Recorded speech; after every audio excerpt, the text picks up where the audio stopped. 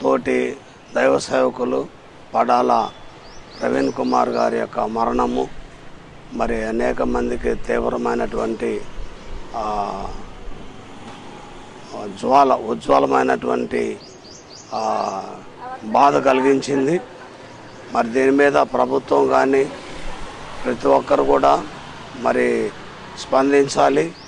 లేదంటే క్రైస్తవ లోకంలో ఉన్న క్రైస్తవ సంఘాలన్నీ కూడా భయంకరమైన ఉద్యమాన్ని తీసుకురావడానికి మరి మీరందరూ కారకులు కావకూడదని, శాంతియుతంగా ఆ యొక్క పడాల ప్రవీణ్ గారి యొక్క ఆత్మను శాంతి కలగాలని మేము కోరుకుంటున్నాము.